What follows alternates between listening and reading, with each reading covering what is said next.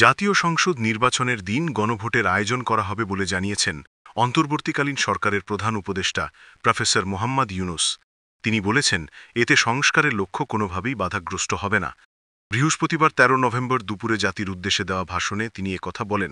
প্রধান উপদেষ্টা বলেন, আগামী জাতীয় সংসদ নির্বাচনের দিন গণভোটের আয়োজন করা হবে, অর্থাৎ জাতীয় নির্বাচনের মতো গণভোট ফেব্রুয়ারির প্রথমার্ধে একই দিনে অনুষ্ঠিত হবে। এতে সংস্কারের লক্ষ্য কোনোভাবেই বাধাগ্রস্ত হবে না। নির্বাচন আরও উৎসবমুখর ও সাশ্রয়ী হবে।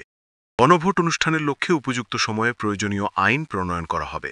জুলাই আগস্টে গণঅভ্যুত্থানের সময়ে হত্যার ঘটনায় করা মানবতাবিরোধী অপরাধের মামলায় ক্ষমতাচ্যুত সাবেক প্রধানমন্ত্রী শেখ হাসিনা ও সাবেক স্বরাষ্ট্রমন্ত্রী আসাদুজ্জামান খান কামালের সর্বোচ্চ সাজার প্রত্যাশা করেছেন ট্রাইব্যুনালের চিফ প্রসিকিউটর তাজুল ইসলাম।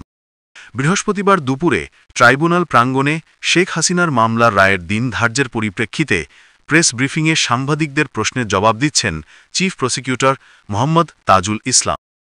২৪শে জুলাই আগস্টে ছাত্র জনতার অভ্যুত্থানে সংঘটিত মানবতাবিরোধী অপরাধের মামলায় ক্ষমতাচ্যুত প্রধানমন্ত্রী শেখ হাসিনা, সাবেক স্বরাষ্ট্রমন্ত্রী আসাদুজ্জামান খান কামাল, সাবেক আইজিপি চৌধুরী আবদুল্লাহ আল মামুনের বিষয়ে আন্তর্জাতিক অপরাধ ট্রাইব্যুনালের রায় আগামী ১৭ নভেম্বর বিচারপতি মোহাম্মদ গোলাম মর্তুজা মজুমদারের নেতৃত্বাধীন ৩ সদস্যের আন্তর্জাতিক অপরাধ ট্রাইব্যুনাল ১ আজ রায় ঘোষণার দিন ধার্য করেন।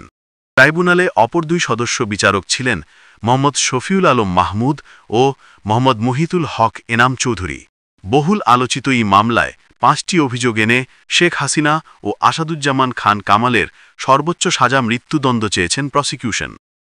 অন্যদিকে আসামিদের নির্দোষ দাবি করে খালাস চেয়েছেন তাদের পক্ষে রাষ্ট্রনিযুক্ত আইনজীবী। এছাড়া সাবেক আইজিপি চৌধুরী আবদুল্লাহ আল মামুনের খালাস চেয়েছেন তার আইনজীবী। রাজধানীর গুলিস্তানে কার্যক্রম নিষিদ্ধ আওয়ামী লীগের কেন্দ্রীয় কার্যালয় ভাঙচুর ও আগুন দেওয়া হয়েছে। বৃহস্পতিবার বেলা ১টার দিকে আগুন দেওয়া হয়, পরে ইনকলাব মঞ্চের ব্যানারে পার্টি অফিসে ভাঙচুর চালানো হয়। প্রত্যক্ষদর্শীদের সঙ্গে কথা বলে জানা যায়, ১০ থেকে ১৫ জনের একটি দল কার্যালয়ের ৪র্থ তলার একটি জায়গায় কার্টুন জড়ো করে তাতে আগুন লাগিয়ে দেয়। আগুনের তীব্রতা কমে গেলে সেখানে থাকা ব্যক্তিরা আবারও সেখানে আগুন লাগায়। প্রধান নির্বাচন কমিশনার এএমএম নাসিরুদ্দিন বলেছেন, রাজনৈতিক দলগুলো নির্বাচনে খেলবে আর নির্বাচন কমিশন নিরপেক্ষ রেফারির ভূমিকা পালন করতে চায়।